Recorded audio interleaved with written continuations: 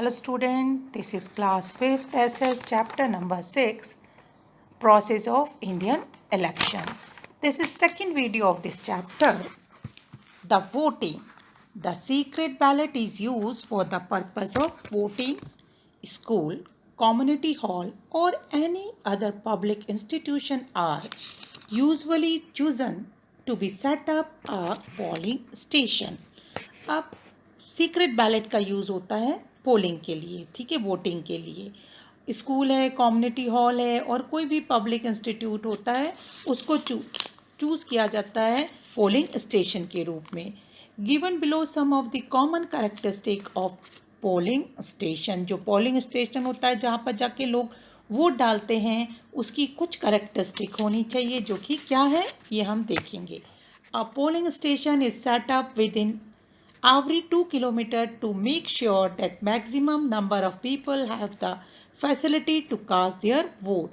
जो polling station होता है वो 2 किलोमीटर की रेंज में होता है कि 2 किलोमीटर तक के लोग इजीली वहाँ पर आ सकें और अपना वोट डाल सकें, जिससे ज़्यादा से ज़्यादा लोग वोट डाल सकें। तो हर एक 2 किलोमीटर पे क्या होगा, पोलिंग स्टेशन होगा। On the election day the polling station usually operated for 8 hour. Generally जो पोलिंग स्टेशन है वो 8 घंटे के लिए काम करता है, मतलब 8 घंटे के लिए उसमें वोटिंग होती है ज़्यादातर। Each polling station will have a cater to maximum of 1500 voter, और 1500 वोटर उसमें वोट डाल सकते हैं हर एक पोलिंग स्टेशन पे।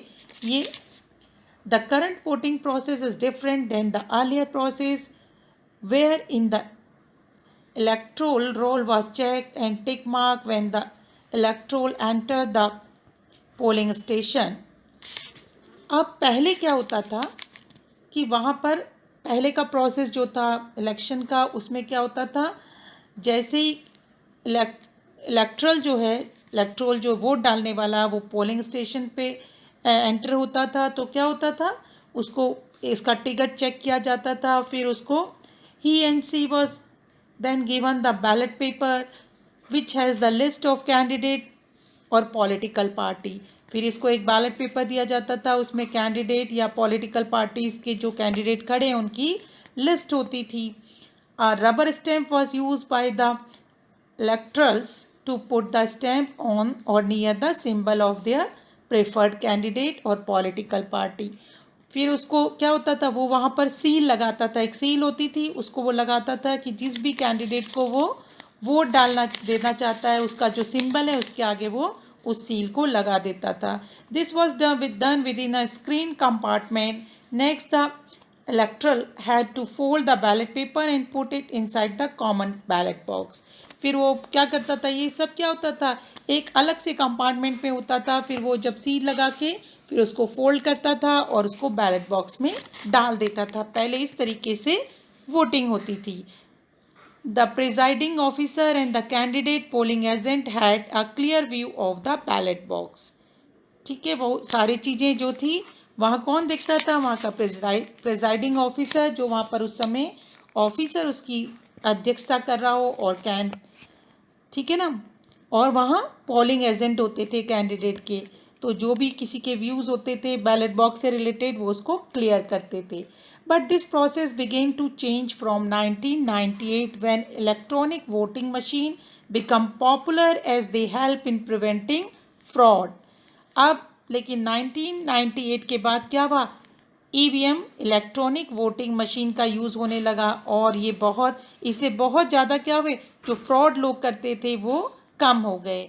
EVM were use in all the state and by election in 203, और ईवीएम जो है 203 से तो हर एक स्टेट में यूज़ होने लगी।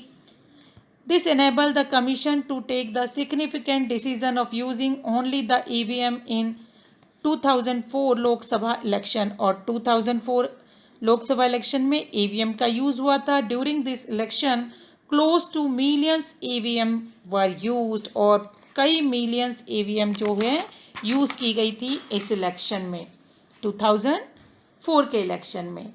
Counting of votes. अब वोट्स कैसे काउंट होते हैं, the EC counting of vote, the EC appointment returning officer and observer under whom the votes are counted once the polling is complete. Polling होने के बाद जो इलेक्शन कमीशन है उसने जो रिटर्निंग ऑफिसर और ऑब्जर्वर अपॉइंट किए थे वो क्या करते हैं, पोलिंग काउंटिंग करते हैं. Once the votes are counted and it is determined who has won the maximum vote, the winner of the election announced by the returning officer. और जब वोट काउंट हो जाते हैं, जिसको मैक्सिमम वोट मिलते हैं वो विनर होता है और उसका अनाउंस कौन करता है, रिटर्निंग ऑफिसर करता है. If in the case there were any problem during the initial polling due to weather condition or violence, repolling is conducted. और यदि क्या होता है, कभी किसी भी वजह से पोलिंग की जो इनिशियल स्टेज है, मतलब शुरुआती में कोई वेदर ख़राब हो जाए या फिर वॉयलेंस हो जाए, अहिंसा हो जाए, लोग झगड़ने लगें, तो रीपोलिंग भी होती है. Student, this is the end of this chapter.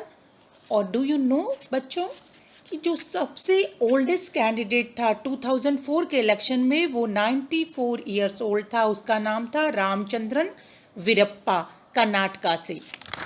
इसी तरीके से name the government who has serve the shortest term in India. सबसे कम टर्म के लिए जो गवर्नमेंट बनी थी वो थी बीजेपी की गवर्नमेंट, जो ओनली 13 डेज के लिए चुनी गई थी, बनी थी सरकार उनकी. Name the current chief election officer. इस समय जो हमारे चीफ इलेक्शन कमिश्नर हैं वो हैं सुशील चंद्रा. वो अप्रैल 2021 में उनको चीफ इलेक्शन कमिश्नर बनाया गया है. और स्टूडेंट, एक और मज़ेदार चीज़ आपको मालूम है, तमिलनाडु में 1996 में एक कॉन्स्टिट्यूंसी जो थी, उसमें एक कॉन्स्टिट्यूंसी मतलब उसके लिए 1033 कैंडिडेट जो हैं वो खड़े हुए थे. और इस वजह से जो बैलेट पेपर बना था, अब सिंगल शीट पे तो बन नहीं सकता था, तो पूरी की पूरी एक बुकलेट बनाई गई थी. बैलेट पेपर कैसा बना था, बुकलेट जैसा, क्योंकि उसमें आपने पढ़ा है कि बैलेट पेपर में सबके क्या होते हैं, सबके सिंबल्स होते हैं हर एक कैंडिडेट के. तो वो सारे सिंबल्स लगाने थे. और कितने कैंडिडेट थे, 1033. तो वहाँ पर बुकलेट बनाई गई थी. और इसी तरीके से इलेक्ट्रॉनिक वोटिंग मशीन जो है तभी करती है जब उसमें 64 कैंडिडेट हों. अगर केवल 64 कैंडिडेट होते हैं तो हम क्या करते हैं, मैक्सिमम 64 कैंडिडेट, तो ईवीएम का यूज़ करते हैं. और उससे ज़्यादा कहीं कैंडिडेट हो गए तो फिर क्या करते हैं, मैनुअल बैलेट पेपर का यूज़ किया जाता है. तो ये बहुत सारी इंटरेस्टिंग चीज़ें हमने समझी पढ़ी. तो student, read this chapter. Have a nice day. Good bye.